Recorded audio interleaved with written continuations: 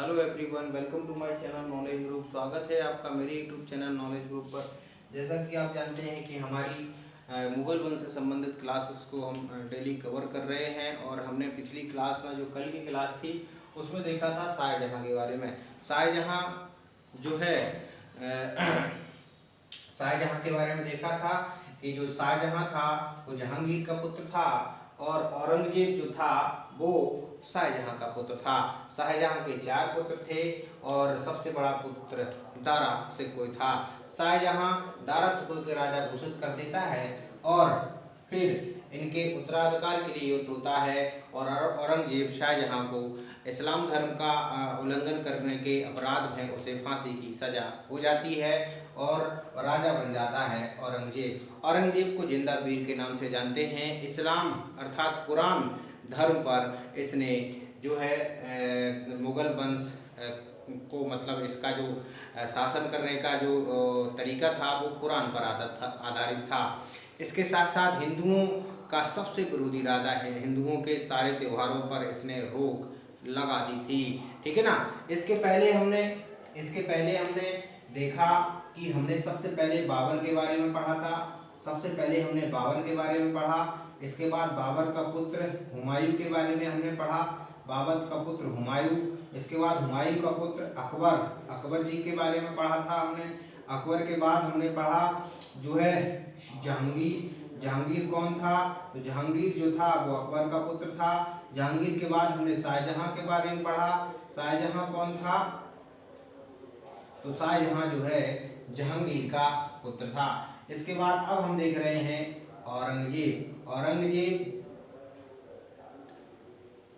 औरंगजेब के बारे में अब हम पढ़ रहे हैं। ठीक है ना। जो औरंगजेब था वो, जैसे हम जो मुगल वंश का जो इतिहास है वो प्रारंभिक इतिहास और उत्तर मुगल काल के बारे में पढ़ते हैं। 2 तरह से पढ़ते हैं। तो ये जो प्रारंभिक इतिहास है, देखो भारत मुगल का जो इतिहास है वो 1526 से लेकर के 1707, इसको हम कहते हैं प्रारंभिक इतिहास। और 1707 से लेकर के 1857 के इतिहास को हम कहते हैं जो है उत्तर मुगल काल। तो ये जो है आज की क्लास में हम प्रारंभिक इतिहास को कंप्लीट कर लेंगे। इसके बाद हम उत्तर मुगल के काल के बारे में पढ़ेंगे, जो एक क्लास और होगी हमारी। इसके बाद मुगल काल में साहित्यिक और कला और राजनीतिक प्रशासनिक व्यवस्था वो भी हम अगले वीडियो में डिस्कस करेंगे, देखेंगे। ठीक है। तो आज की क्लास में हम किसके बारे में डिस्कस करेंगे। औरंगजेब के बारे में बात करेंगे। औरंगजेब एक कट्टर हिंदू अर्थात एक तरह कट्टर मुस्लिम शासक था और जिसने जो है हिंदुओं के कई मंदिरों को जो है तोड़ने का श्रेय जाता है, जैसे विश्वनाथ मंदिर हो जो है, और इसके साथ साथ जो है हिंदुओं के त्योहारों पर रोक लगा दी। मथुरा के मंदिर हों तो कई जो है मंदिर तोड़ने का श्रेय औरंगजेब को जाता है। चलो डिस्कस करते हैं औरंगजेब के बारे में। सबसे पहले आप सभी से मेरा रिक्वेस्ट है, निवेदन है, विनती है कि अगर आप पहली बार मेरे चैनल को वॉच कर रहे हैं तो सब्सक्राइब जरूर कर लें और अगर आपके पास मेंबरशिप है तो दोस्तों को शेयर करें, सभी को शेयर करें और उनसे कहें कि चैनल को सब्सक्राइब जरूर कर लें। सबसे पहले बात करेंगे औरंगजेब कब से कब तक शासक रहा, तो आपको पता होना चाहिए 1658 से लेकर के 1707। देखो औरंगजेब ने अपने पिता को जो है 1658 में गिरफ्तार कर लिया जाता है, क्योंकि जो है इसके पिता कौन थे, तो इसके पिता शाहजहां थे। और शाहजहां ने किसको राजा बनाया था, खुसरो को राजा बना। शाहजहां ने जो है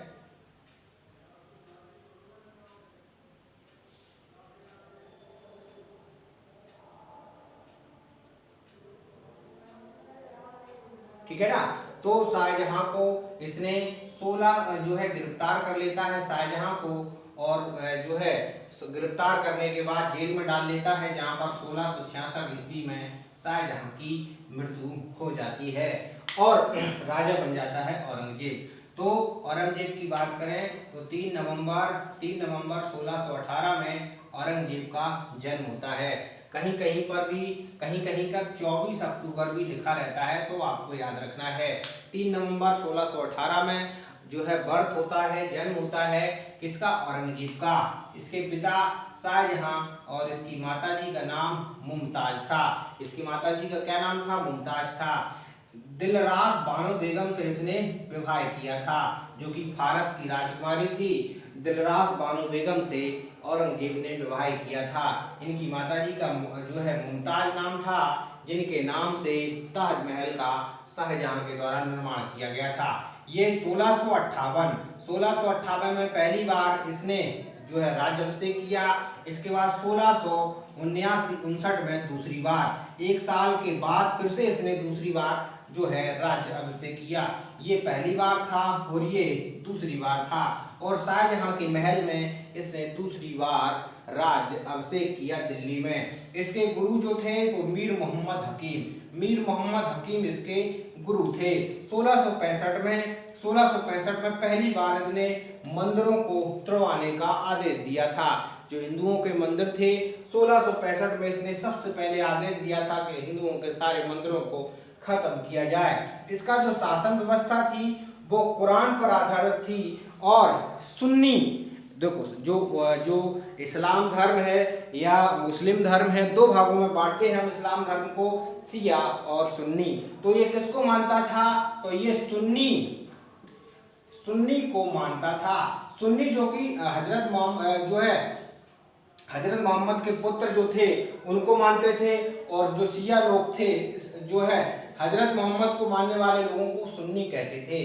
ठीक है ना? तो ये किस ग्रुप का था? तो ये सुन्नी ग्रुप का था। और कुरान पर आधारित इसने मुगल वंश को चलाया। 1668 ईस्वी में इसने हिंदुओं के सारे त्योहारों पर रोक लगा दी, जैसे दीपावली और होली को, इस प्रकार के त्योहारों को इसने मनाने से रोक लगा दी थी। तो ये भी पॉइंट आपको याद रखना है कि किस शासक ने जो है हिंदुओं के त्योहारों को मनाने की रोक लगा दी थी, जैसे दिवाली और होली।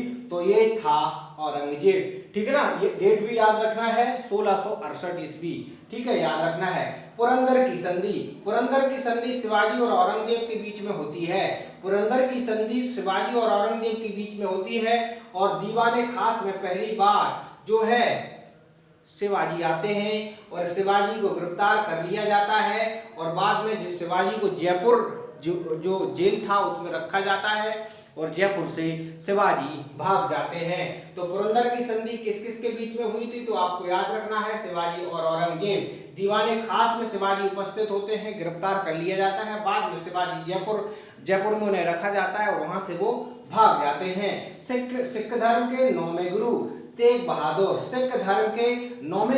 बहादुर को कौन? औरंगजेब फांसी की सजा सुना देता है, क्योंकि इन्होंने इस्लाम धर्म मानने से इनकार कर दिया था। तो सिख धर्म के 9वें गुरु आपको याद रखना है, गुरु तेग बहादुर। अगर बात करें जिंदा पीर, इसको जिंदा पीर के नाम से हम जानते हैं। किसको? औरंगजेब को। 1679 में इसने फिर से जजिया कर को हिंदुओं पर लगाया था। देखो मैं आपको बता दूं, जजिया कर की शुरुआत कैसे होती है? फिरोज शाह तुगलक वंश का राजा फिरोज शाह तुगलक ने जजिया कर की शुरुआत की। इसके बाद जजिया कर को समाप्त किसके द्वारा किया गया? तो वो आपको याद रखना है, अकबर। फिर से इसको शुरू किसके द्वारा किया गया? तो आपको औरंगजेब याद रखना है, 1679 ईस्वी में। ठीक है ना? जजिया कर को शुरू किया गया। 1669 में विश्वनाथ मंदिर, मथुरा के मंदिर, जो वाराणसी का विश्वनाथ मंदिर है, या जो है मथुरा के मंदिरों को तोड़ने का श्रेय औरंगजेब को जाता है। ये भी पॉइंट याद रखना है। 1686 और 1687, 1686 में बीजापुर को जीतने का श्रेय औरंगजेब को जाता है, और गोलकुंडा को भी जीता था 1687 में। 20 फरवरी 1707 में औरंगजेब की मृत्यु हो जाती है और इसे दौलताबाद में दफनाया गया। बीबी का मकबरा औरंगजेब के द्वारा बनवाया गया था औरंगाबाद, महाराष्ट्र में। तो ये भी पॉइंट याद रखना है। तो इस प्रकार से औरंगजेब ने मुगल वंश के रूप में शासन किया, और ये कौन सा छठे नंबर 6वें नंबर का शासक था और इसको हम प्रारंभिक मुगल काल कहते हैं, जो कि 1526 से लेकर के 1707 तक चलता है।